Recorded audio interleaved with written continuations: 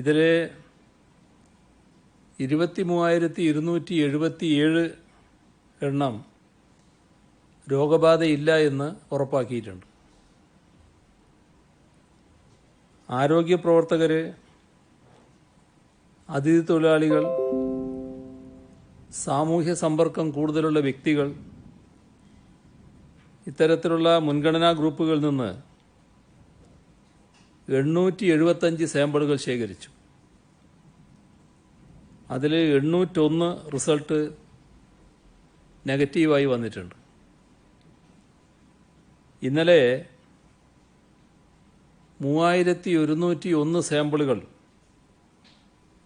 സംസ്ഥാനത്തെ 14 ലാബുകളിൽ പരിശോധിച്ചു. അതിൽ 2682 നെഗറ്റീവാണ്. പോസിറ്റീവായത് 3 എണ്ണമാണ്. 391 റിസൾട്ട് വരാനുണ്ട്. 25 സാമ്പിളുകൾ പുനഃപരിശോധനയ്ക്കായി അയച്ചിട്ടുണ്ട്.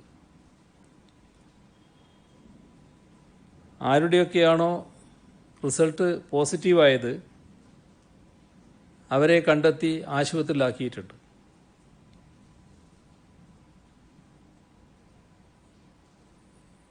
ഈ ഫലങ്ങൾ ഒന്നുകൂടി ഉറപ്പുവരുത്താനുള്ള നടപടിയും സ്വീകരിക്കും. കേരളത്തിൽ ഏറ്റവും കൂടുതൽ കോവിഡ് കേസുകൾ റിപ്പോർട്ട് ചെയ്ത ജില്ലയാണ് കാസർഗോഡ്. 175 കേസുകൾ. കാസർഗോഡ് ജനറൽ ആശുപത്രിയിൽ ഇതുവരെ 89 രോഗികളെ ചികിത്സിച്ച് ഭേദമാക്കി. അവിടെ ഉണ്ടായിരുന്ന അവസാനത്തെ രോഗിയെയും ഇന്ന് ഡിസ്ചാർജ് ചെയ്തു. 200ഓളം പേരടങ്ങുന്ന അവിടുത്തെ ഡോക്ടർമാരടക്കമുള്ള ആരോഗ്യ പ്രവർത്തക സംഘത്തെ അഭിനന്ദിക്കുന്നു. സംസ്ഥാനത്ത് ഹോട്ട്സ്പോട്ടുകൾ ഇടുക്കി ജില്ലയിലെ കരുണാപുരം, മൂന്നാർ, എടവെട്ടി പഞ്ചായത്തുകൾ, കോട്ടയം ജില്ലയിലെ മേലുകാവ് പഞ്ചായത്തും ചങ്ങനാശ്ശേരി മുനിസിപ്പാലിറ്റിയും, മലപ്പുറത്ത് കാലടി, പാലക്കാട് ആലത്തൂർ, ഈ പഞ്ചായത്തുകളെല്ലാം ഹോട്ട്സ്പോട്ടുകളായിട്ടുണ്ട്. കോട്ടയം, ഇടുക്കി ജില്ലകളിലെ അനുഭവത്തിൻ്റെ പശ്ചാത്തലത്തിൽ സംസ്ഥാനത്തെ കാര്യങ്ങളാകെ ഒന്നുകൂടി ഗൗരവമായി പരിശോധിക്കേണ്ടതുണ്ട്. ലോക്ക്ഡൗൺ സാഹചര്യം പൂർണ്ണമായി വിലയിരുത്തി മെയ് 3 പുതിയ തീരുമാനത്തിലേക്ക് പോകേണ്ടതായിട്ടുണ്ട്. എല്ലാ മേഖലകളെക്കുറിച്ചും വിശദമായി വിലയിരുത്തി നിലപാടെടുക്കുന്നതാണ്. ഈ ഘട്ടത്തിൽ പുതിയ നിരവധി പ്രതിസന്ധികളും ഉയർന്നു വരുന്നുണ്ട്. സാമ്പത്തിക മേഖലയിലെ പ്രശ്നങ്ങൾ, കൃഷി, വ്യവസായം, മൃഗസംരക്ഷണം, IT, ഫിഷറീസ്, ടൂറിസം തുടങ്ങിയ മേഖലകളിൽ ഉണ്ടായ തിരിച്ചടികൾ, ഇവ മറികടക്കുക പെട്ടെന്ന് സാധ്യമല്ല. അതത് മേഖലകളിലെ വിദഗ്ധരുമായി ചർച്ച ചെയ്ത് വിശദമായ പുനരുജ്ജീവന പദ്ധതി തയ്യാറാക്കണം. നാട് പിറകോട്ട് പോകാതിരിക്കാനുള്ള പദ്ധതികളാണ് രൂപപ്പെടുത്തേണ്ടത്. ഇതിന് വകുപ്പ് സെക്രട്ടറിമാർക്ക് ചുമതല നൽകി. ഓരോ വകുപ്പിൻ്റെയും പദ്ധതികൾ പ്രത്യേകമായി തയ്യാറാക്കും. അവയാകെ സമാഹരിച്ച് സംസ്ഥാനത്തിൻ്റെ ആകെ പദ്ധതിക്ക് രൂപം നൽകും. ഇതിനു പുറമെ ആസൂത്രണ ബോർഡ് വിശദമായ മറ്റൊരു പഠനവും നടത്തുന്നുണ്ട്. കൊറോണ വൈറസ് ബാധ തടയാനുള്ള ബ്രേക്ക് ദ ചെയിൻ പദ്ധതി നാം വിജയകരമായി നടത്തുന്നുണ്ട്. എന്നാൽ മാസ്ക് ധരിക്കുന്ന കാര്യത്തിൽ പൊതുസ്ഥലങ്ങളിൽ മാസ്ക് ധരിക്കൽ ഒരു ശീലമാക്കണം. ഇപ്പോഴും അതിൽ വലിയ അലംഭാവം കാണുന്നുണ്ട്. ഇനിയുള്ള നാളുകളിൽ നമ്മുടെ ദൈനംദിന ജീവിതത്തിൻ്റെ ഭാഗമായി തന്നെ മാസ്ക് ഉപയോഗം വരും. സ്കൂളുകളിൽ, യാത്രാവേളകളിൽ, പൊതുമാർക്കറ്റുകളിൽ, കൂടുതൽ ആളുകൾ ചേരുന്നിടങ്ങളിൽ മാസ്ക് നിർബന്ധമായും ധരിക്കേണ്ടതുണ്ട്. മറ്റ് സംസ്ഥാനങ്ങളിൽ നിന്ന് വരുന്ന ആളുകളെ അവർ പലരും സംസ്ഥാനത്തേക്ക് വരാൻ ആഗ്രഹം പ്രകടിപ്പിച്ചുകൊണ്ടിരിക്കുന്നുണ്ട്. അവരെ ഇങ്ങോട്ട് കൊണ്ടുവരുന്നതിന് സൂക്ഷ്മമായ ക്രമീകരണം വേണമെന്ന് തീരുമാനിച്ചിട്ടുണ്ട്. അവർ സംസ്ഥാന അതിർത്തിയിലെത്തുമ്പോൾ തന്നെ പരിശോധനയ്ക്കുള്ള സംവിധാനമൊരുക്കും. എത്തുന്ന സമയം, പോകേണ്ട സ്ഥലം, എവിടെ ക്വാറന്റൈൻ ചെയ്യണം, ഇങ്ങനെയെല്ലാമുള്ള കാര്യങ്ങൾ വ്യക്തതയോടെ ആസൂത്രണം ചെയ്യും. എല്ലാ വകുപ്പുകളുമായും യോജിച്ചാണ് ഈ പ്രവർത്തനം നടത്തുക. ഇക്കാര്യത്തിൽ മറ്റ് സംസ്ഥാനങ്ങളുമായും ഏകോപനം നടത്തും. ഏകോപന ചുമതല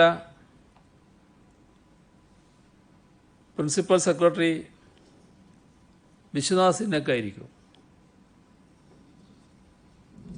ക്വാറന്റൈൻ കാര്യത്തിൽ കൂടുതൽ കർശന വ്യവസ്ഥകൾ ഏർപ്പെടുത്തും. ഇന്നലെ വർക്കലയിൽ ക്വാറന്റൈനിലുള്ളയാൾ ആശുപത്രിയിലേക്ക് പോയത് സഹായിക്കാൻ മറ്റാരുമില്ല എന്ന കാരണത്താലാണ്. ഹോം ക്വാറന്റൈനിൽ പോകുന്നവർക്ക് എല്ലാ തരത്തിലുമുള്ള സഹായങ്ങൾ ഉറപ്പാക്കിയിട്ടും ഇത്തരം അനുഭവങ്ങൾ ഉണ്ടാകുന്നത് ഗൗരവത്തോടെയാണ് കാണുന്നത്. റബ്ബർ കർഷകരുടെ ഒരു ബുദ്ധിമുട്ട് ശ്രദ്ധയിൽപ്പെട്ടു.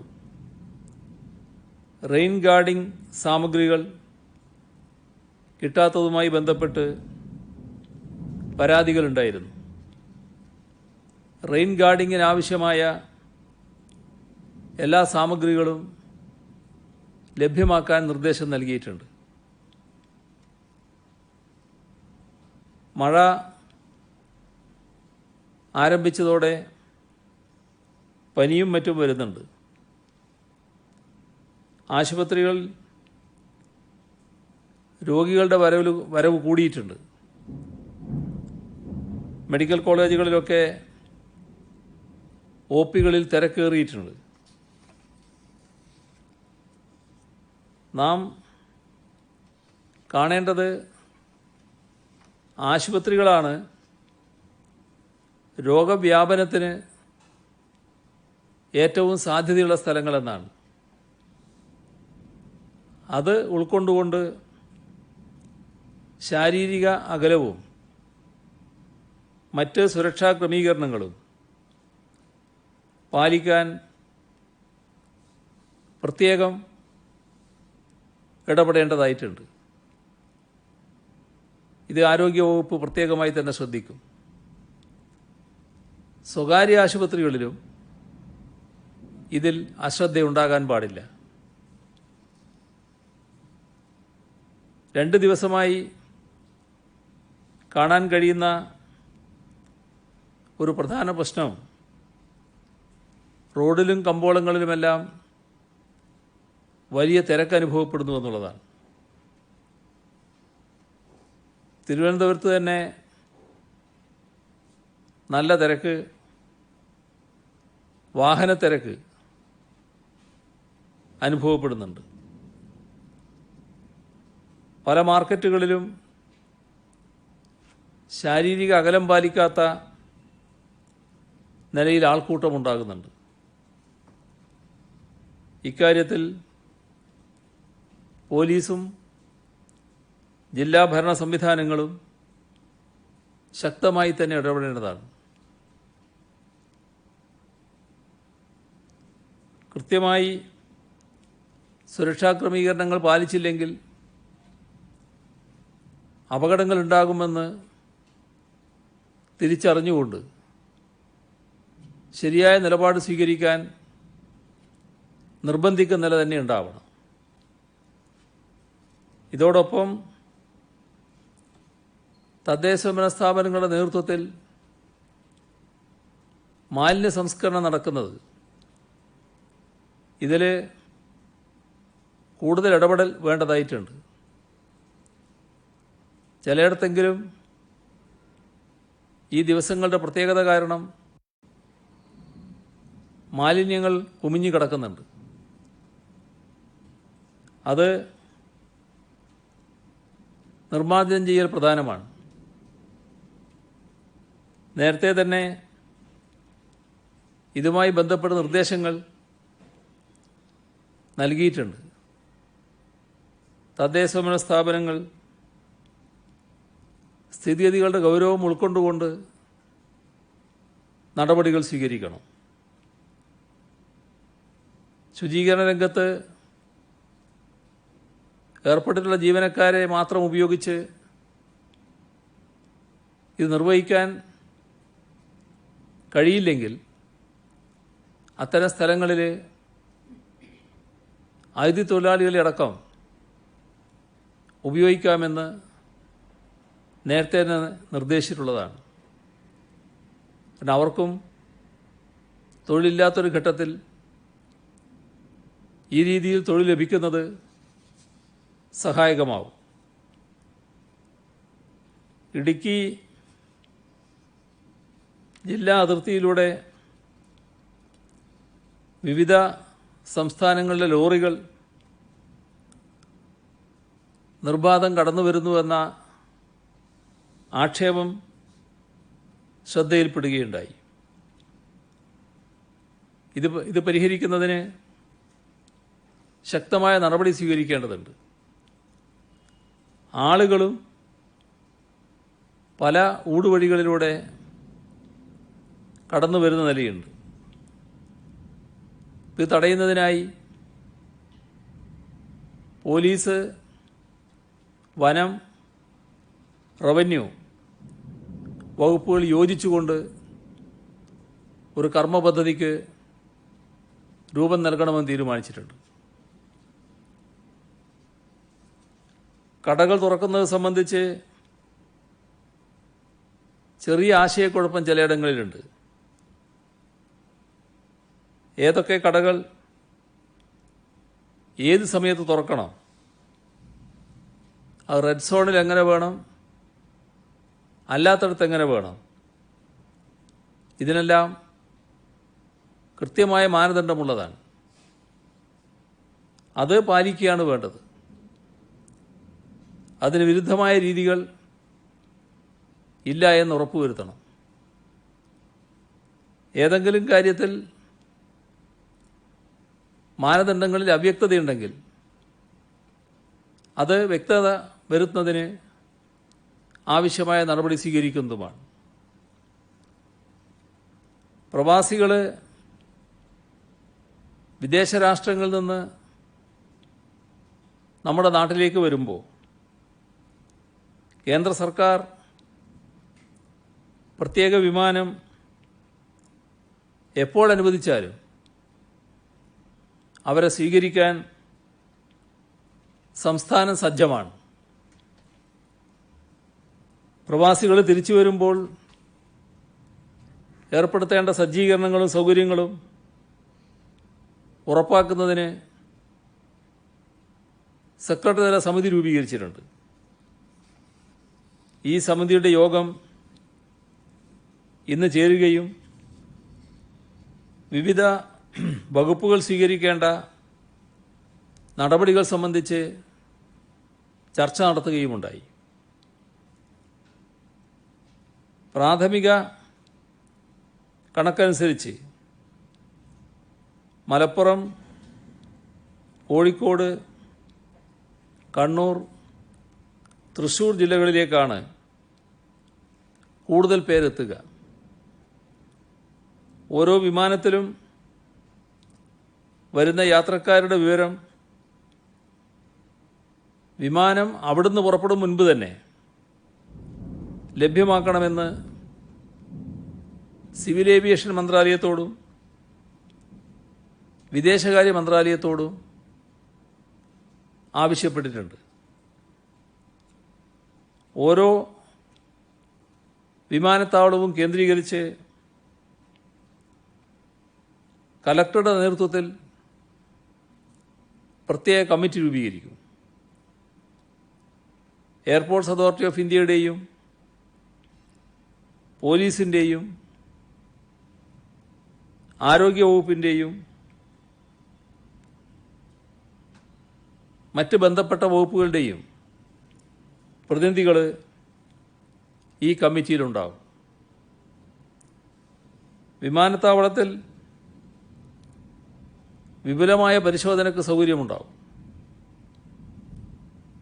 വൈദ്യപരിശോധനക്കടക്കം സൗകര്യം ഏർപ്പെടുത്തും. ഡോക്ടർമാർ, പാരാമെഡിക്കൽ സ്റ്റാഫ് ഇതിനുവേണ്ടി പ്രത്യേകം നിയോഗിക്കും. ഇതിന് വേണ്ടത്ര കൗണ്ടറുകൾ ഏർപ്പെടുത്തും. തിക്കും തിരക്കുമില്ലാതെ എല്ലാം സുഗമമായി നടത്താനാണ് ഉദ്ദേശിക്കുന്നത്. ആവശ്യമായ ക്രമീകരണം ഏർപ്പെടുത്താൻ പോലീസിനെ ചുമതലപ്പെടുത്തിയിട്ടുണ്ട്.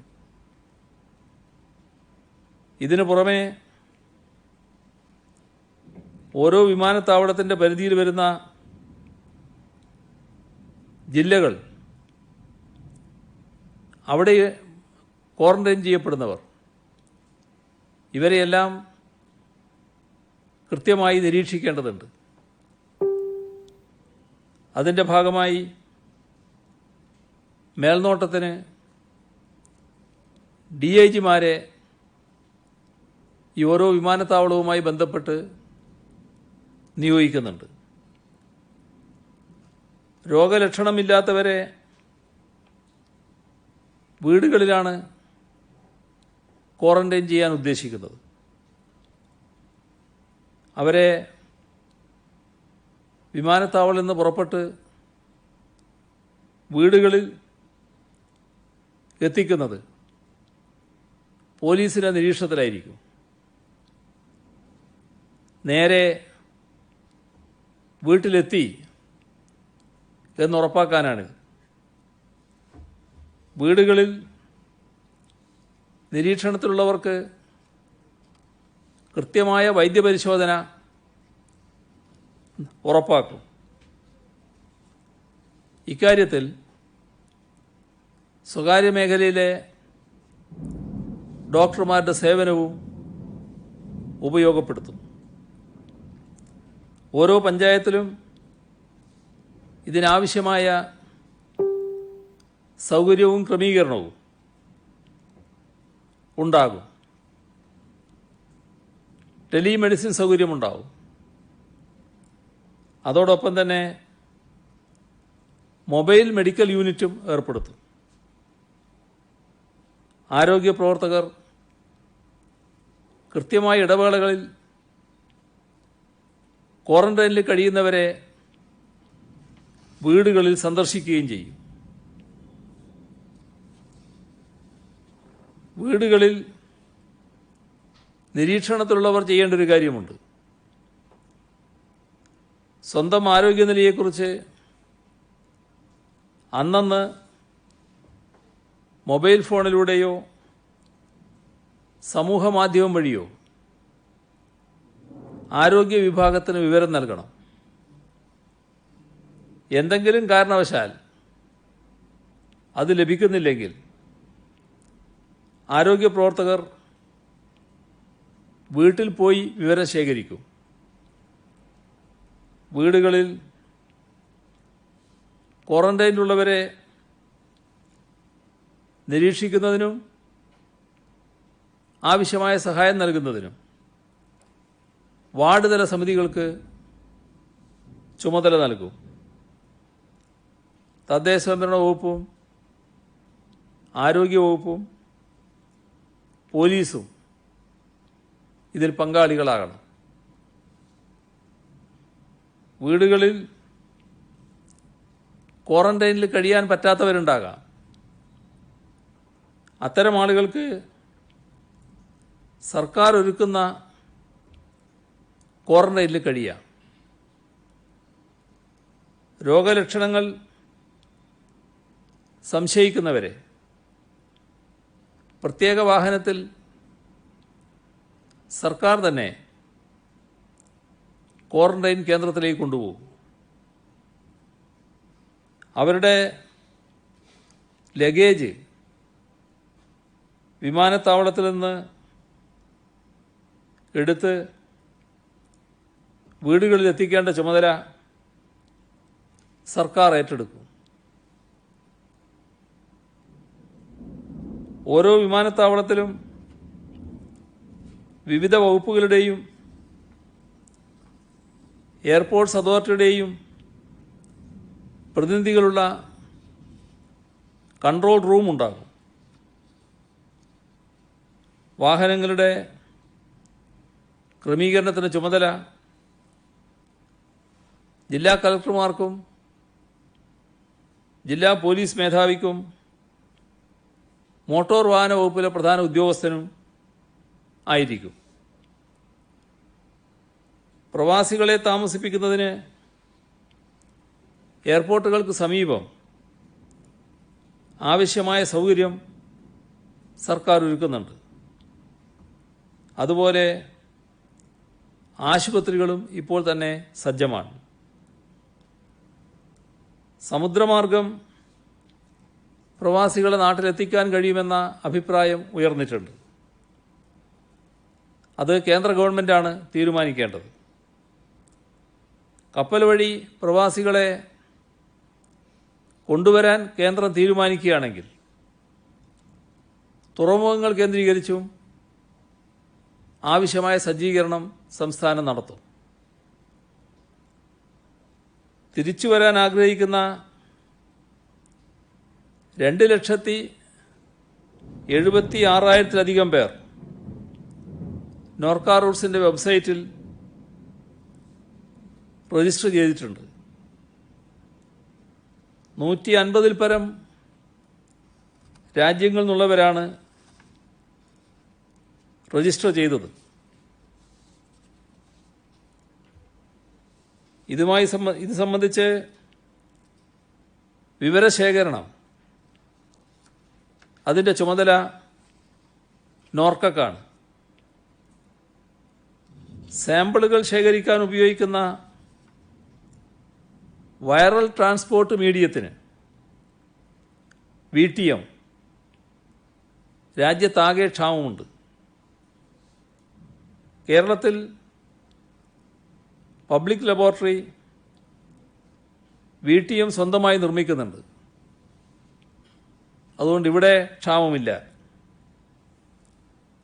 എല്ലാ ജില്ലകളിലും പരിശോധന നടത്താനുള്ള 46,000 PCR റീഏജൻറ്റും 15,400 RNA എക്സ്ട്രാക്ഷനും നമുക്ക് സ്റ്റോക്കുണ്ട്. കേരള മെഡിക്കൽ സർവീസ് കോർപ്പറേഷൻ മുഖേന കൂടുതൽ കിറ്റുകൾ ശേഖരിക്കാൻ ശ്രമിക്കുകയാണ്. കോവിഡ് പ്രതിരോധത്തിൽ മാധ്യമങ്ങൾ വഹിക്കുന്ന ഗുണപരമായ പങ്കിനെക്കുറിച്ച് പലവട്ടം നേരത്തെ ഇവിടെ പറഞ്ഞിട്ടുള്ളതാണ്. അത് കൂടുതൽ മികച്ച രീതിയിൽ തുടരണം എന്നാണ് ആഗ്രഹം. പക്ഷേ അതിന് വിരുദ്ധമായ ചിലത് ഉണ്ടാകുന്നു എന്നത് കാണാതിരിക്കാനാവില്ല. ഇന്നലെ കോട്ടയം ജില്ലയിൽ വൈറസ് ബാധ സ്ഥിരീകരിച്ചയാളെ ആശുപത്രിയിലെത്തിക്കുന്നതുമായി ബന്ധപ്പെട്ട് ഉണ്ടാക്കിയ വിവാദം ദൗർഭാഗ്യകരമാണ്. ഒരാൾക്ക് രോഗബാധ സ്ഥിരീകരിച്ചാൽ എന്തൊക്കെ ചെയ്യണം എന്ന് കൃത്യമായി നിശ്ചയിച്ചിട്ടുണ്ട്. ഇന്നലെ ഉച്ച കഴിഞ്ഞ് 4:45 റിസൾട്ട് കോട്ടയം DMOക്ക് ലഭിച്ചത് മുതൽ എല്ലാ നടപടികളും കൃത്യമായി പാലിച്ചിട്ടുണ്ട് എന്നാണ് മനസ്സിലാക്കുന്നത്. ഇന്നലെ മാത്രം കോട്ടയം ജില്ലയിൽ 162 പേരുടെ സാമ്പിളാണ് പരിശോധനയ്ക്കെടുത്തത്. ഓരോരുത്തരെയും ആംബുലൻസ് അയച്ച് വീട്ടിൽ നിന്ന് കൊണ്ടുവരികയും സാമ്പിൾ എടുത്ത് അതേ ആംബുലൻസിൽ തിരിച്ചെത്തിക്കുകയുമാണ് ചെയ്യുന്നത്. യാത്ര കഴിഞ്ഞാൽ ആംബുലൻസ് അണുനശീകരണം നടത്തണം. ഇന്നലെ 6 പോസിറ്റീവ് റിസൾട്ടുകളാണ് ജില്ലയിൽ വന്നത്. 6 പേരെയും രാത്രി 8:30 കോട്ടയം മെഡിക്കൽ കോളേജ് ആശുപത്രിയിൽ എത്തിച്ചിട്ടുണ്ട്. എല്ലാവരും ക്വാറന്റൈനിൽ കഴിയുന്നവരായിരുന്നു. പ്രത്യേകിച്ച് ഒരു വീഴ്ചയും അതിൽ വന്നതായി വിവരമില്ല. പിന്നെന്തിനാണ് ആശുപത്രിയിലെത്തിക്കാൻ വൈകുന്നുവെന്ന തരത്തിൽ ചർച്ച കൊണ്ടുപോവുകയും രോഗബാധിതരെ വിളിച്ച് പൊതുപ്രസ്താവന നടത്തിക്കാൻ ശ്രമിക്കുകയും ചെയ്തു എന്നത് ബന്ധപ്പെട്ട മാധ്യമങ്ങൾ പരിശോധിക്കേണ്ടതാണ്.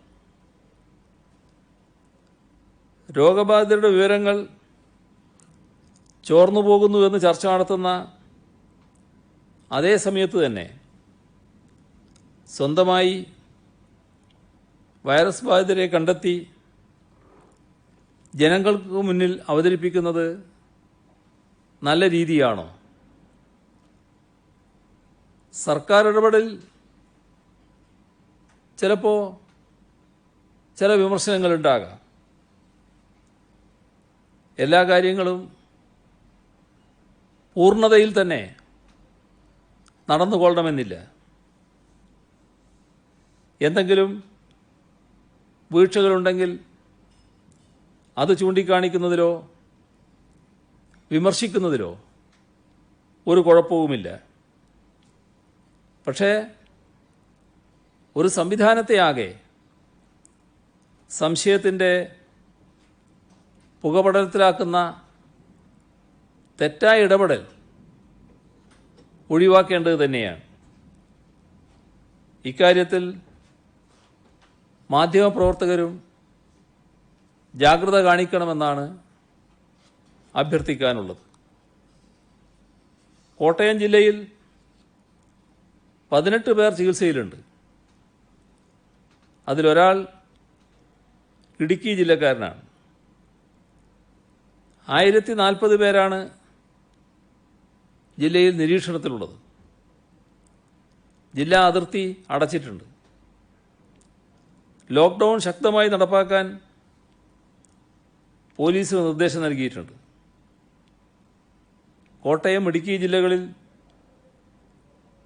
മുതിർന്ന പോലീസ് ഉദ്യോഗസ്ഥരെ നിയോഗിച്ചിട്ടുണ്ട്. ഇടുക്കി ജില്ലയിൽ അതിർത്തിയിലെ പ്രധാന റോഡുകളിലും ഇടവഴിയിലും കർക്കശമായ പരിശോധന ഏർപ്പെടുത്തി. 78 പിക്കറ്റ് പോസ്റ്റുണ്ട്. കൂടുതൽ പോലീസ് സേനയെ നിയോഗിച്ചു. ജില്ലയെ 5 ഡിവിഷനായി വിഭജിച്ച് ഡിവൈഎസ്പിമാർക്ക് ചുമതല നൽകി. ഇടുക്കി ജില്ലയിൽ 1462 പേരാണ് ഇപ്പോൾ നിരീക്ഷണത്തിലുള്ളത്. ഇവരിൽ 13 പേർ ആശുപത്രിയിലാണ്. ജില്ലയിൽ മുൻകരുതലുകളിലോ സുരക്ഷാ ക്രമീകരണങ്ങളിലോ നേരിയ പാളിച്ച പോലും ഉണ്ടാകരുത് എന്ന കർശന നിർദ്ദേശം നൽകിയിട്ടുണ്ട്. ലോക്ക്ഡൗൺ നിയന്ത്രണങ്ങൾ ലംഘിക്കുന്നവർക്കെതിരെ ശക്തമായ നടപടിയുണ്ടാകും. തോട്ടം മേഖലയിലെ പ്രത്യേക ശ്രദ്ധ വേണ്ടതുണ്ട് എന്നും കണ്ടിരിക്കുന്നു. ന്യൂ ഇന്ത്യൻ എക്സ്പ്രസ് പത്രങ്ങൾക്കൊപ്പം സംസ്ഥാനത്തുടനീളം മാസ്കുകൾ വിതരണം ചെയ്തിരുന്നു. മാധ്യമസ്ഥാപനത്തിൻ്റെ ഭാഗത്തുനിന്നുണ്ടായ ഈ പ്രവൃത്തി അഭിനന്ദനാർഹമാണ്. ശാന്തിഗിരി ആശ്രമത്തിലെ നവോലി ജ്യോതിർദിന ആഘോഷങ്ങൾ ഒഴിവാക്കിയ തുക ഉപയോഗിച്ച് സർക്കാർ കമ്മ്യൂണിറ്റി കിച്ചൺ വഴി 1,00,000 പേർക്ക് ഭക്ഷണ വിതരണം ചെയ്യുമെന്ന് ആശ്രമം ജനറൽ സെക്രട്ടറി സ്വാമി ഗുരുരത്ന ജ്ഞാനതപസി അറിയിച്ചിട്ടുണ്ട്.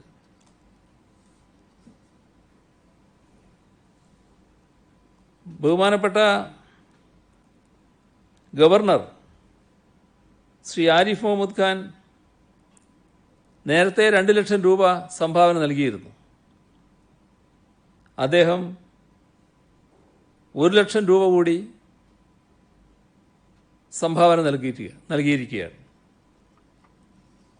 മഹാരാഷ്ട്ര മുൻ ഗവർണറായ ശങ്കരനാരായണൻ 50,000 രൂപ, MLA-മാരുടെ സാധാരണഗതിയിലുള്ള സംഭാവന നൽകുന്നതിന് പുറമെ KB ഗണേഷ് കുമാർ 50,000 രൂപ, മാരാരിക്കുളം തെക്ക് ഗ്രാമപഞ്ചായത്ത് 50 ലക്ഷം, മുൻ മന്ത്രി KK രാമേന്ദ്രൻ മാസ്റ്റർ 44,000 രൂപ, കണ്ണപുരം സ്വദേശി പുതിയപുരയിൽ രവീന്ദ്രൻ തൻ്റെ പേരിലുള്ള 6 സെന്റ് സ്ഥലം ദുരിതാശ്വാസ നിധിയിലേക്ക് കൈമാറി. കേരള സംസ്ഥാന സഹകരണ കാർഷിക വികസന ബാങ്ക് 1 കോടി രൂപ, sea food exports association of India 50 ലക്ഷം രൂപ, വടകര കോപ്പറേറ്റീവ് റൂറൽ ബാങ്ക് 42,97,400 രൂപ, ചിറയൻകീഴ് സർവീസ് സഹകരണ ബാങ്ക് 40,58,000 രൂപ, കോഴിക്കോട് സർവീസ് സഹകരണ ബാങ്ക് 35,75,000 രൂപ, കതിരൂർ സർവീസ് സഹകരണ ബാങ്ക് 35,91,000 രൂപ, ഊരാളുങ്കൽ സർവീസ് സഹകരണ ബാങ്ക് 20,12,000 രൂപ, സംസ്ഥാന യുവജനക്ഷേമ ബോർഡ് 17,72,000 രൂപ, Kerala cooperative development and welfare fund board 51 ലക്ഷം രൂപ, കലൈക്കോട് സർവീസ് കോപ്പറേറ്റീവ് ബാങ്ക് 40 ലക്ഷം രൂപ, ആനാട് ഫാർമേഴ്സ് സർവീസ് സഹകരണ ബാങ്ക് 26 ലക്ഷം രൂപ, കരകുളം സർവീസ് കോഓപ്പറേറ്റീവ് ബാങ്ക് 25,21,131 രൂപ. അയിരൂപ്പാറ ഫാർമേഴ്സ് സർവീസ് ബാങ്ക് 25 ലക്ഷം രൂപ. പേരൂർക്കട സർവീസ് സഹകരണ ബാങ്ക്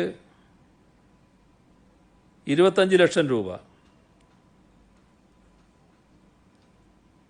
പേരൂർക്കട സർവീസ് സഹകരണ ബാങ്ക് കാര്യമായ ഒരു ബാങ്കാണ് നമ്മുടെ ഈ ജില്ലയിലെ. പക്ഷെ അവർ ആദ്യ ഗഡുവായിരിക്കും ചിലപ്പോൾ 25 ലക്ഷം നൽകിയത്. മുട്ടത്തറ സർവീസ് സഹകരണ ബാങ്ക് 25 ലക്ഷം രൂപ. ബാലരാപുരം സർവീസ് സഹകരണ ബാങ്ക് 22 ലക്ഷം രൂപ. കൊരട്ടി സർവീസ് സഹകരണ ബാങ്ക് 25,48,256 രൂപ. മടവൂർ സഹകരണ ബാങ്ക് 20 ലക്ഷം രൂപ. കടുകുറ്റി സർവീസ് സഹകരണ ബാങ്ക് 20,65,564 രൂപ. മേലൂർ സർവീസ് സഹകരണ ബാങ്ക് 18,60,000 രൂപ. തിരുവനന്തപുരം സർവീസ് സഹകരണ ബാങ്ക് 17 ലക്ഷം രൂപ. സംവിധായകൻ അമൽ നീരദ് 5 ലക്ഷം രൂപ. ഗുരുതരമായ രോഗം ബാധിച്ച് ചികിത്സയിൽ കഴിയുന്ന കണ്ണൂർ ചക്കരക്കല്ലിലെ civil police officer KP Sanesh 1 മാസത്തെ ശമ്പളം. കൊല്ലം തണ്ണിച്ചാൽ സ്വദേശി തുളസീധരൻ 2 ലക്ഷം രൂപ. ആലപ്പുഴ എഴുപുന്ന ഗ്രാമപഞ്ചായത്ത് വൈസ് പ്രസിഡന്റ് MK ജോണപ്പൻ തൻ്റെ ഓണറേറിയം തുക 1,27,200 രൂപ. വെണ്ണല സർവീസ് സഹകരണ ബാങ്ക് വിഷു കൈനീട്ടമായി ശേഖരിച്ചത് 1,51,000 രൂപ. കോയിപ്പുറം ബ്ലോക്ക് പഞ്ചായത്ത് 10 ലക്ഷം രൂപ. കേരളത്തിലെ FCA ഡിപ്പോകളിൽ പണിയെടുക്കുന്ന ചുമട്ടുതൊഴിലാളികൾ 9,45,200 രൂപ. കേരള ഖാദി ഗ്രാമവ്യവസായ ബോർഡ് 5 ലക്ഷം രൂപ. ചാലക്കുടി ബ്ലോക്ക് പഞ്ചായത്ത് 5 ലക്ഷം രൂപ. National ex servicemen coordination committee 2 lakh രൂപ. കോടശ്ശേരി മൾട്ടിപർപ്പസ് സഹകരണ സംഘം 1,80,386 രൂപ. മുൻമന്ത്രി MK കൃഷ്ണന്റെ മകൾ സോജയും ഭർത്താവ് ഡോക്ടർ രാജനും ചേർന്ന് 1 ലക്ഷം രൂപ. ഡോക്ടർ TV കുഞ്ഞിക്കണ്ണൻ 46,000 രൂപ. ഇദ്ദേഹത്തിനൊരു പ്രത്യേകത, കോവിഡ് രോഗിയെ തിരിച്ചറിഞ്ഞ് മെഡിക്കൽ കോളേജിലേക്ക് അയച്ച ഡോക്ടറാണ്. പിന്നീട് 28 ദിവസം അദ്ദേഹം ക്വാറന്റൈനിൽ കഴിഞ്ഞു. ക്വാറന്റൈൻ പീരീഡ് കഴിഞ്ഞ് പുറത്തിറങ്ങിയ ഉടനെയാണ് ഈ സംഭാവന അയച്ചിട്ടുള്ളത്. നമുക്കെല്ലാം അറിയാവുന്ന കൊച്ചു ഗായിക പ്രാർത്ഥന 15,500 രൂപ. കരിവള്ളൂർ കുണിയൻ ശ്രീപറമ്പത്ത് ഭഗവതി ക്ഷേത്രം 1 ലക്ഷം രൂപ. എറണാകുളം മഹാരാജാസ് കോളേജിൻ്റെ മുൻ പ്രിൻസിപ്പാൾമാരായ പ്രൊഫസർ MK പ്രസാദും പ്രൊഫസർ ഷേർലി ചന്ദ്രനും 58ാം വിവാഹ വാർഷിക ദിനം പ്രമാണിച്ച് 1 ലക്ഷം രൂപ. വടക്കുംപാട് വാഴയിൽ വീട്ടിൽ ശ്രീ NK രമേശൻ 1 ലക്ഷം രൂപ. വിഷുദിനത്തിൽ തലശ്ശേരി എരഞ്ഞോളിയിലെ കമ്മ്യൂണിറ്റി കിച്ചണിലേക്ക് ഇദ്ദേഹം 50,000 രൂപയും നൽകിയിരുന്നു. കൊട്ടാരക്കരയിലെ വിവിധ ബാലവേദിയിലെ കുട്ടികൾ ചേർന്ന് വിഷു കൈനീട്ടമായി ലഭിച്ച 1,28,578 രൂപ. തൃശൂർ മാർത്ത് മറിയം വലിയപള്ളി 2 ലക്ഷം രൂപ. കൊട്ടാരക്കര താലൂക്കിലെ ബാലവേദി കുട്ടികൾ ചേർന്ന് വിഷു കൈനീട്ടമായി ലഭിച്ച 1,28,578 രൂപ. ഉദിയംപേരൂർ SNDP ഹയർ സെക്കൻഡറി സ്കൂളിലെ പ്രിൻസിപ്പാൾ EG ബാബുവും ടീച്ചർമാരായ NAC അജിത, NC ബീന എന്നിവർ ചേർന്ന് 2,31,070 രൂപ. കേരള ഗ്രാമപഞ്ചായത്ത് അസോസിയേഷൻ 1,13,200 രൂപ. Building owners association president Tony Eappen 2 lakh രൂപ. ഒറ്റപ്പാലത്തെ dental surgeon doctor Sasikumar 1 lakh രൂപ. കുട്ടമ്പേരൂർ കുന്നത്തൂർ ശ്രീദുർഗ ദേവീക്ഷേത്ര ഭരണസമിതി 1 ലക്ഷം രൂപ. സ്റ്റേറ്റ് ബാങ്ക് ഓഫ് ഇന്ത്യയിലെ ജീവനക്കാരി ഗീതാകുമാരിയും ഭർത്താവ് സുരേഷും പെൻഷൻ, ഗ്രാറ്റുവിറ്റി എന്നീ തുകയിൽ നിന്നും 1,01,000 രൂപ. വൊക്കേഷണൽ ഹയർ സെക്കൻഡറി വകുപ്പിലെ മുൻ ഡെപ്യൂട്ടി ഡയറക്ടർ J. യമുനാമ്മ 1 ലക്ഷം രൂപ. കോഴിക്കോട് സ്വദേശി റിട്ടയേർഡ് കോളേജ് അധ്യാപകൻ P. രമേശൻ 1 ലക്ഷം രൂപ. കാഞ്ഞങ്ങാട് വെള്ളിക്കോട് സ്വദേശികളായ റിട്ടയേർഡ് അധ്യാപകർ കെ കുഞ്ഞിക്കണ്ണൻ നമ്പ്യാരും കൈരളിയും 1 ലക്ഷം രൂപ. കോവിഡ് പ്രതിരോധത്തിനായി ചേർന്ന മട്ടന്നൂർ പഴശ്ശിയിലെ കന്നാട്ടുംകാവ് പ്രദേശത്തെ 95 വീട്ടുകാർ ഉൾപ്പെട്ട ഒന്നിക്കാം മുന്നേറാം എന്ന വാട്സാപ്പ് കൂട്ടായ്മ 85,150 രൂപ. Thalassery saint Joseph higher secondary സ്കൂളിലെ അധ്യാപകൻ സുനിൽ സൈമൺ 60,790 രൂപ. IT ജീവനക്കാരുടെ ക്ഷേമ സംഘടനയായ പ്രോഗ്രസീവ് ടെക്കീസ് 65,000 രൂപ. ധാരാളം ആളുകളാണ്. ഇത് കൃത്യമായി ഇങ്ങനെ പറയുന്നത് കുറച്ച് വിഷമായിട്ട് വരാനാണ് സാധ്യത. നമ്മുടെ വല്ലാത്ത സമയം അപഹരിച്ചു പോകും. അപ്പോൾ ഇനി അങ്ങോട്ട് എല്ലാവരുടെയും പേര് പറയുന്നത് വിഷമായിരിക്കും എന്നുള്ളത് സംഭാവന തരുന്നവർ മനസ്സിലാക്കണമെന്നുകൂടി ഈ ഘട്ടത്തിൽ അഭ്യർത്ഥിക്കുകയാണ്. ഇത്രയാണ് ഇന്ന് പറയാനുള്ളത്. ഇടുക്കിയിൽ 3 രോഗികൾ പോസിറ്റീവായെന്ന വാർത്ത ഇന്ന് അവിടുത്തെ ജില്ലാ കളക്ടറും മന്ത്രിയൊക്കെ പറഞ്ഞു. അത് ഈ കണക്കിൽ പെട്ട് കണ്ടുമില്ല. അതുപോലെ തന്നെയാണ് ഇടുക്കിയിൽ ചികിത്സയുള്ള പാലക്കാടുകാരന്റെ കണക്ക് ഇടുക്കിയിലും വന്നില്ല, പാലക്കാടും വന്നിട്ടില്ല. ഈ നേരത്തെ സാധാരണ CM മാസത്തെ ശമ്പളം അതേ ദിവസം വൈകുന്നേരം പറയുന്നത്. അതിന് മുന്നോടിയായി മന്ത്രിമാരുടെ കളക്ടർമാരുടെ വിവരം പുറത്തു പറയാനുള്ള തീരുമാനമുണ്ടോ? സർക്കാർ തീരുമാനത്തിന്റെ ഭാഗമാണോ? അല്ല, രോഗമുണ്ടായി രോഗത്തിൻ്റെ ഭാഗമായിട്ട് ചികിത്സക്ക് അയക്കുന്നതിനൊന്നും വേറെ പ്രശ്നങ്ങളില്ല. പക്ഷേ ഇക്കാര്യത്തിൽ ചെറിയ പ്രശ്നങ്ങൾ ഉയർന്നു വന്നിട്ടുണ്ട്. അതുമായി ബന്ധപ്പെട്ട് ഒരു പരിശോധനയും കൂടി നടത്തി വ്യക്തത വരുത്തേണ്ടതായിട്ടുണ്ട്. അതുകൊണ്ടാണ് ഇപ്പോൾ അത് പറയാത്തത്. ഈ ശമ്പളം പിടിക്കുന്നതുമായി ബന്ധപ്പെട്ട് ജീവനക്കാരുടെ ശമ്പളം പിടിക്കുന്നതുമായി ബന്ധപ്പെട്ട് ഹൈക്കോടതിയുടെ ഒരു വിധി ഉണ്ടായിട്ടുണ്ട്. ഇത് എന്തായിരിക്കും സർക്കാരിന്റെ തുടർ നടപടികൾ? ജീവനക്കാരുടെ ശമ്പളം വൈകുമോ അടുത്ത മാസം? ഹൈക്കോടതി വിധി എപ്പോഴും സർക്കാർ അനുസരിക്കേണ്ടതാണല്ലോ. അപ്പോൾ ആ വിധിയുടെ മറ്റു കാര്യങ്ങൾ പരിശോധിച്ച് എന്താണ് ചെയ്യേണ്ടത് എന്ന് തീരുമാനിക്കും. പോസിറ്റീവ് കേസുകൾ കൈമാറുന്നത് വൈകുന്നു എന്ന് സംബന്ധിച്ചിട്ട് ഒരു ആരോപണം ഉയർന്നിരുന്നു പ്രതിപക്ഷത്തിന്റെ ഭാഗത്തുനിന്ന്. അപ്പൊ CM നൽകിയ മറുപടി അത് ഒരു പഴകിയ ആരോപണം മാത്രമായിരുന്നു എന്നാണ് CMന്റെ മറുപടി. പക്ഷെ ഇന്ന് മഞ്ചേരിയിൽ മരിച്ച കുഞ്ഞിന്റെ മാതാപിതാക്കൾ അവർക്ക് 1 ദിവസം വൈകിട്ടാണ് റിസൾട്ട് കിട്ടിയത് എന്നൊരു ആരോപണം ഉന്നയിച്ചിട്ടുണ്ട്. അവർ ആ കുട്ടിയുടെ രക്ഷിതാക്കളും ആദ്യമായിട്ട് ചികിത്സിച്ച ഡോക്ടറും 1 ദിവസം വൈകിട്ടാണ് റിസൾട്ട് ലഭിച്ചതെന്ന് പറയും. 21-ാം തീയതി റിസൾട്ട് വന്നു.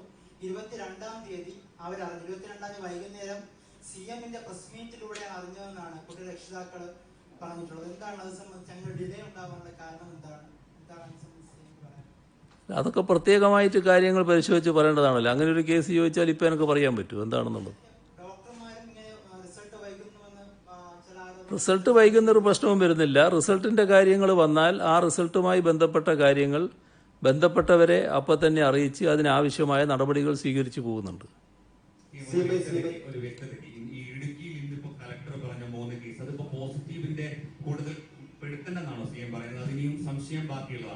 അത് പരിശോധിച്ച് ഒന്നുകൂടി വ്യക്തത വരുത്തേണ്ടതായിട്ടുണ്ട്. അതിനുശേഷം മാത്രമേ പോസിറ്റീവ് ആണെന്ന ഗണത്തിൽപ്പെടുത്തുകയുള്ളൂ.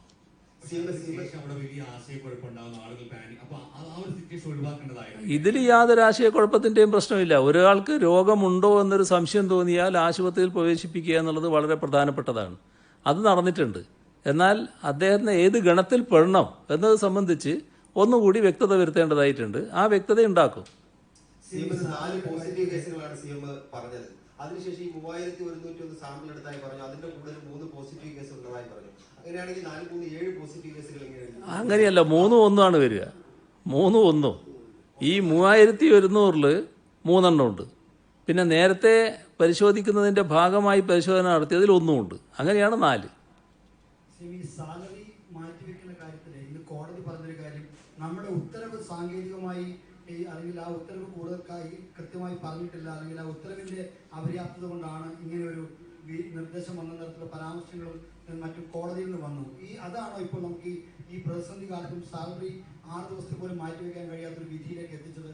അക്കാര്യം അതിൽ ആ ഉത്തരവ് കുറ്റമറ്റതാക്കി ഇറക്കി ഈ നടപടി വീണ്ടും കൊണ്ടുവരാൻ സർക്കാരിന് കഴിയുമോ? അല്ല, അത് കോടതി വിധി വിശദമായി പരിശോധിച്ചതിന് ശേഷം തീരുമാനിക്കേണ്ടതാണ്. ഒരു കാര്യം അർത്ഥശങ്കക്കിടയില്ലാതെ ഞാൻ വ്യക്തമാക്കുകയാണ്. കോടതി എന്താണോ പറഞ്ഞിട്ടുള്ളത് അത് സർക്കാർ അനുസരിക്കും. അതിൻ്റെ കാര്യങ്ങൾ പരിശോധിച്ചുകൊണ്ട് നടപ്പാക്കാൻ പറ്റാവുന്ന കാര്യങ്ങൾ നടപ്പാക്കുന്നതിന് വേണ്ടി ശ്രമിക്കുകയും ചെയ്യും. ഹൈക്കോടതി ഉത്തരവിൽ നമ്മൾ അപ്പീലിന് പോകുന്നുണ്ടോ? ഈ മാസം ശമ്പളം വൈകുമോ? 2ാമത്തെ രണ്ടാമത്തെ കാര്യം ഈ കോട്ടയത്തെ കാര്യം പറഞ്ഞു സി എം. ഈ ആംബുലൻസിന്റെ കുറവുകളുണ്ട്. നേരത്തെ സന്നദ്ധ പ്രവർത്തകരൊക്കെ സന്നദ്ധ സംഘടനകൾ ആംബുലൻസ് തരാമെന്ന് പറഞ്ഞിരുന്നത്. നമ്മളത് പ്രോപ്പറായിട്ട് നമ്മൾ അതിനകത്ത് പ്രോട്ടോകോൾ അനുസരിച്ച് അത് ഉപയോഗിക്കാൻ ശ്രമിക്കുന്നുണ്ടോ? എന്താണ് അവസ്ഥ? ഈ ആംബുലൻസിൻ്റെ കാര്യത്തിൽ ആവശ്യമായത്ര ആംബുലൻസ് ഇപ്പം നമ്മുടെ കയ്യിലുണ്ട്. അതിനകത്ത് മറ്റു പ്രശ്നങ്ങളില്ല.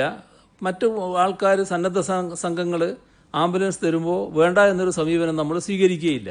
ആവശ്യമായതെല്ലാം ഉപയോഗിക്കുക എന്നുള്ള നിലപാട് തന്നെയാണ് നമുക്കുള്ളത്. ഓരോ ഘട്ടത്തിലും വേണ്ടത്ര ആംബുലൻസ് ഉപയോഗിക്കാനുള്ള സജ്ജീകരണങ്ങളാണ് നാം ഒരുക്കിയിട്ടുള്ളത്.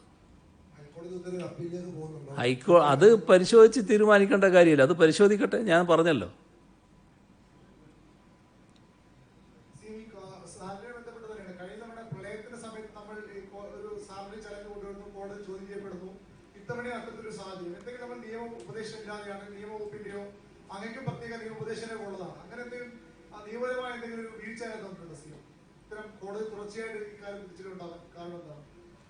അല്ല, ഗവൺമെന്റ് ഒരു തീരുമാനമെടുത്താൽ അത് സാധാരണഗതിയിൽ നിയമപരമായിട്ട് പരിശോധിക്കാനുള്ളൊരു വേദിയാണല്ലോ കോടതി. അപ്പോൾ കോടതിയുടെ പരിശോധനയിൽ ഇപ്പോൾ ഒരു തീരുമാനം വന്നിട്ടുണ്ട്. അതുമായി ബന്ധപ്പെട്ട് മറ്റ് കാര്യങ്ങൾ പരിശോധിക്കേണ്ടതായിട്ടുണ്ട്. എന്താണ് ചെയ്യാൻ പറ്റുക എന്നുള്ളത്. ആ പരിശോധന നടക്കട്ടെ. ഇപ്പോൾ വിധി വന്നതല്ലേ ഉള്ളൂ. ആ പരിശോധന നടത്തിയിട്ട് പറയാം മറ്റു കാര്യങ്ങൾ. സാലറി ചലഞ്ച് ഉത്തരവ് കത്തിച്ച് അതിനെതിരെ വലിയ പ്രതിഷേധം വന്നു. പക്ഷെ അതിനൊരു മറുവശം കൂടി, ഈ പ്രതിഷേധത്തിൽ പങ്കെടുക്കുന്നവർക്കെതിരെ വലിയ സൈബർ ആക്രമണം നടക്കുന്നു. കോഴിക്കോട് ഒരു അധ്യാപിക പോലീസിന് പരാതി കൊടുത്തു. പോത്തൻകോട് സംഭവത്തിൽ മന്ത്രി കടകംപള്ളി സുരേന്ദ്രൻ ഒരു അധ്യാപകനെതിരെ വിമർശനം. അതിൽ ഇന്ന് ഉമ്മൻചാണ്ടിയെ പോലുള്ള മുൻ മുഖ്യമന്ത്രി നേതാക്കളൊക്കെ പറഞ്ഞു അധ്യാപകരെ മൊത്തത്തിൽ ആക്ഷേപിക്കുന്ന രീതിയിലേക്ക് മന്ത്രിമാർ തന്നെ വരുന്നു. അതിന്റെ ഒരു മറുവശം കൂടി, കത്തിക്കലിന്റെ മറുവശം കൂടി വരുന്നു. ആ ഒരു സൈബർ ആക്രമണം, അങ്ങനെ ഒരു കാര്യം കൂടി ഉയർന്നു വരുന്നത്. അധ്യാപകരെ മൊത്തമായിട്ട് ആരും ആക്ഷേപിക്കില്ല. കാരണം അധ്യാപകർ നമ്മുടെ നാട്ടിലെ ഗുരുനാഥന്മാരാണല്ലോ. അവരെ എപ്പോഴും ബഹുമാനിക്കുന്നൊരു രീതിയാണല്ലോ നമ്മുടെ സമൂഹത്തിനുള്ളത്. പക്ഷേ ആ സ്വഭാവത്തിന് ചേരാത്തവർ ചില കാര്യങ്ങൾ ചെയ്യുമ്പോൾ അതിനെപ്പറ്റി വിമർശനം ഉണ്ടാവുമല്ലോ. അതല്ലേ ഈ കത്തിക്കലെന്ന് പറയുന്നത്. കത്തിക്കാൻ പോയത് വളരെ മാതൃകാപരമായ നടപടിയാണ്. കത്തിക്കാൻ പോയത് വളരെ യോഗ്യമായ നടപടിയായി ഒരു ഗുരുനാഥൻ ചെയ്യേണ്ട കാര്യം തന്നെയാണ് എന്നാണോ പൊതുസമൂഹം പറയേണ്ടത്? സ്വാഭാവികമായി അതിനെ വിമർശിച്ചു എന്ന് വരും. ആ വിമർശനത്തിൽ എന്താ തെറ്റ്? തെറ്റായ കാര്യങ്ങൾ ചെയ്തതിനെ സ്വാഭാവികമായി വിമർശിക്കുന്നു. ആ വിമർശനത്തിന് അവർ വിധേയരാകും. ആ വിമർശനം വന്നില്ലെങ്കിലല്ലേ നമ്മുടെ സമൂഹം എന്തോ വളരെ മോശമാണെന്നുള്ളൊരു നിലയിലേക്ക് എത്തുക. രണ്ട് കാര്യങ്ങൾ. ഒന്ന്, ഈ കാസർഗോഡ് ജില്ലയിൽ ഉദ്യോഗസ്ഥരുടെ ശക്തമായ നിലപാട് അവിടെ ജില്ലയെ രോഗമുക്തമാകുന്ന ഒരു അവസ്ഥയിലേക്ക് കൊണ്ടെത്തിച്ചു. രണ്ടാമത് തിരുവനന്തപുരം മെഡിക്കൽ കോളേജിൽ ഡോക്ടർമാരുടെ അവര് പൂർണ്ണമായി പോയി. ഇത്തരത്തിൽ ഉദ്യോഗസ്ഥർ ഭംഗിയായി പ്രവർത്തിക്കുന്നപ്പോൾ അവർക്ക് ഗുഡ് സർവീസ് സെന്റർ പോലെ എന്തെങ്കിലും സർക്കാർ പ്ലാൻ ചെയ്യുന്നുണ്ടോ? കാര്യം നമ്മൾ സാലറി ചലഞ്ച് പ്രഖ്യാപിച്ചിട്ടുണ്ട്. രണ്ടാമത്തെ കാര്യം, CM പലതവണ പറഞ്ഞിട്ടുള്ളതാണ് മാധ്യമ പ്രവർത്തകരെ പോലീസ് തടയരുതെന്ന്. കഴിഞ്ഞ ദിവസം അങ്ങേക്കറിയാം, പത്രപ്രവർത്തകരുടെ മുൻ ജനറൽ സെക്രട്ടറിക്ക് കണ്ണൂരിൽ പോലീസ് മർദ്ദനമേൽക്കുന്ന ഒരു അവസ്ഥയുണ്ടായി. അത്തരം കാര്യങ്ങൾ അപലപനീയമാണ് എന്ന് നേരത്തെ തന്നെ വ്യക്തമാക്കിയിട്ടുണ്ട്. അതൊരു ഡ്യൂട്ടിയുടെ ഭാഗമായി കണക്കാക്കാൻ പറ്റുന്നതല്ല. അത് ശരിയല്ലാത്ത നടപടിയാണ് എന്ന് തന്നെയാണ് സർക്കാർ കാണുന്നത്. അത്തരം കാര്യങ്ങളെ ഗൗരവമായി തന്നെ സർക്കാർ വീക്ഷിക്കും.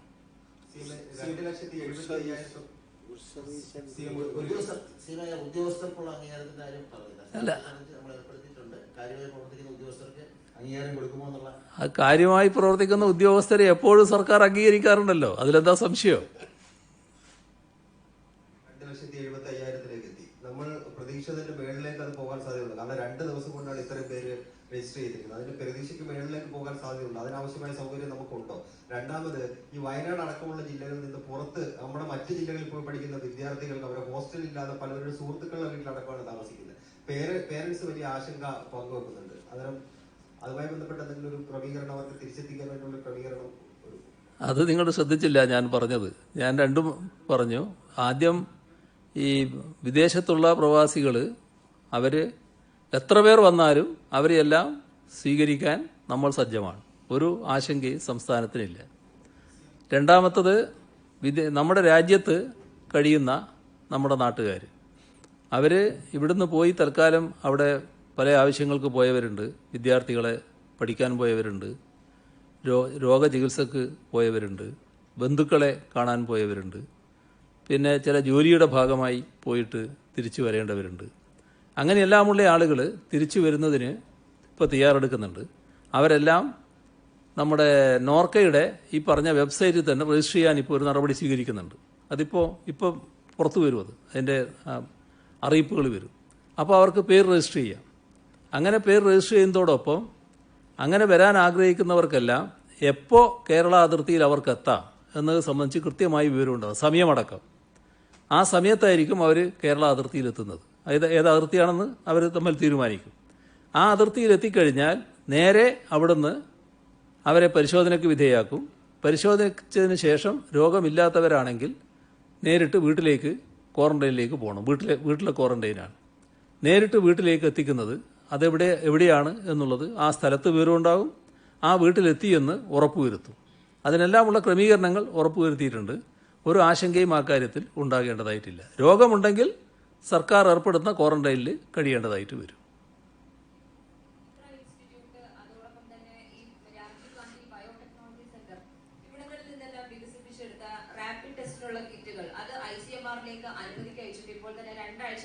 പക്ഷെ ഇതുവരെ അതിന്റെ ഒരു അനുമതി ഇതുവരെ ലഭിച്ചിട്ടില്ല. അത് സർക്കാരിന് എന്തെങ്കിലും അറിയിപ്പുകൾ ലഭിച്ചിട്ടുണ്ടോ അവരിൽ നിന്ന്? അതോടൊപ്പം തന്നെ ഈ പ്ലാസ്മ തെറാപ്പിയുടെ കാര്യത്തിലും ഇത് മൂന്നും അവർ കൃത്യമായ രീതിയിൽ പരീക്ഷിച്ചു കഴിഞ്ഞു. പക്ഷെ അത് ഇതുവരെ അന്തിമ അനുമതി ലഭിച്ചിട്ടില്ല. നമ്മുടെ ആരോഗ്യവകുപ്പും ഗവൺമെന്റും എല്ലാം അതുമായി ബന്ധപ്പെട്ട് ICMRനെ അടക്കം ബന്ധപ്പെട്ടുകൊണ്ടിരിക്കുന്നുണ്ട്. കേന്ദ്ര ഗവൺമെന്റിനെയും ബന്ധപ്പെടുന്നുണ്ട്. പെട്ടെന്ന് തന്നെ അനുമതി ലഭിക്കുമെന്നാണ് നമ്മൾ പ്രതീക്ഷിക്കുന്നത്. പ്രവാസികളുടെ കണക്ക് നമ്മൾ നോർക്കോയിൽ രജിസ്റ്റർ ചെയ്യുന്നുണ്ട്. അപ്പോൾ അത് പ്രത്യേക വിമാനത്തിൽ കൊണ്ടുവരാനുള്ള ഒരു ലിസ്റ്റാണ് എടുക്കുന്നത്. ഈ എയർപോർട്ടുകൾ ഓപ്പൺ ചെയ്യുകയും സ്വകാര്യ കമ്പനികൾ ബുക്കിംഗ് ആരംഭിക്കുകയും ചെയ്താൽ രാജ്യത്തിന്റെ വിവിധ രാജ്യങ്ങളിൽ നിന്ന് ആളുകൾ വരും. ഒരുപക്ഷെ ലിസ്റ്റിൽ ഇല്ലാത്തവരും വരും. അപ്പോൾ അതിനെ എങ്ങനെയാണ് നമ്മൾ അവരെ ക്വാറന്റൈൻ ചെയ്യാനുള്ള സജ്ജീകരണങ്ങൾ? അത് രണ്ടാമത്തെ കാര്യമാണ്. ഇപ്പം നമ്മൾ കൊണ്ടുവരുന്നതല്ല, ആ തെറ്റിദ്ധാരണ വേണ്ട. ഇത് ഇന്ത്യ ഗവൺമെന്റ് കൊണ്ടുവരികയാണ്. ഇന്ത്യ ഗവൺമെന്റാണ് അതിനുള്ള സജ്ജീകരണങ്ങൾ ചെയ്യുക. അപ്പോൾ അതുമായി ബന്ധപ്പെട്ട് ആളുകൾ വരുന്നതിനുള്ള ഒരു മുൻഗണനാക്രമം നിശ്ചയിക്കാനാണ് നമ്മൾ ഈ നടപടികളൊക്കെ സ്വീകരിക്കുന്നത്. അത് പൊതുവിൽ വരുന്നതിന് സഹായകരമായിട്ടാണ് ആ നടപടികൾ. അതിൻ്റെ ഭാഗമായി കാര്യങ്ങൾ നമ്മൾ ചെയ്തു എന്ന് മാത്രമേ ഉള്ളൂ. ഇപ്പോൾ മറ്റ് കാര്യങ്ങളിലേക്ക് നമ്മൾ കടക്കേണ്ടതില്ല. മറ്റ് റെഗുലർ റൂട്ടിൽ ഉള്ള വിമാനങ്ങൾ വരുമ്പോൾ അതുമായി ബന്ധപ്പെട്ട നടപടികളിലേക്ക് നമുക്ക് കടക്കാം. അന്ന് ആ ഒരു ഘട്ടത്തിലേക്ക് എത്തിയിട്ടില്ല. ഒരു കാര്യം ശ്രദ്ധയപ്പെടുന്നത്, പോത്തങ്കോട് സ്കൂളിൽ മന്ത്രി കടകംപള്ളി സുരേന്ദ്രൻ പങ്കെടുത്ത ഒരു പരിപാടി ഉണ്ടായിരുന്നു. നിരവധി കുട്ടികളും ഒപ്പം അതേപോലെ അവിടുത്തെ ജീവനക്കാരും പൊതുപ്രവർത്തകരും ഉൾപ്പെടെ പങ്കെടുത്ത ഒരു പരിപാടിയാണ്. അത് ഈ ലോക്ക്ഡൌൺ നിയന്ത്രണങ്ങൾ ലംഘിച്ചുകൊണ്ടാണ് ആ പരിപാടിയിൽ മന്ത്രി ഉൾപ്പെടെ പങ്കെടുത്തത്. അതൊരു ഗുരുതര വീഴ്ചയിലെ ഒരു പൊതുപ്രവർത്തകൻ അല്ലെങ്കിൽ ഒരു മന്ത്രി എന്ന നിലയിൽ പോലും ഇങ്ങനെ ഒരു പരിപാടിയിൽ പങ്കെടുത്തത്. സ്വാഭാവികമായിട്ടും ആ സ്കൂളിലെ അധ്യാപകൻ ഇങ്ങനെയൊരു തെറ്റായ കാര്യം ചെയ്തപ്പോൾ അതിനെതിരെ അമർഷം തോന്നിയ കുട്ടികൾ വന്നൊരു സംഭാവന നൽകാൻ തീരുമാനിക്കുന്ന കാര്യം വന്നപ്പോൾ ഈ തെറ്റായ നിലപാട് സ്വീകരിച്ചവർക്ക് കുറച്ചൊരു മനപ്രയാസം ഉണ്ടാകുമെന്നത് ശരിയാണ്. ആ മനപ്രയാസം നമ്മൾ തെറ്റായ കാര്യം സ്വീകരിച്ചതിൻ്റെ ഭാഗമായി വന്നതാണ് എന്ന് കണ്ടുകൊണ്ട് ശാന്തമാകുക എന്നുള്ളത് മാത്രമേ മാർഗമുള്ളൂ. എനിക്കിപ്പോൾ അതിൽ വേറൊന്നും പറയാൻ കഴിയില്ലല്ലോ. അപ്പോൾ നമുക്ക് നാളെ കാണാം. ശരി.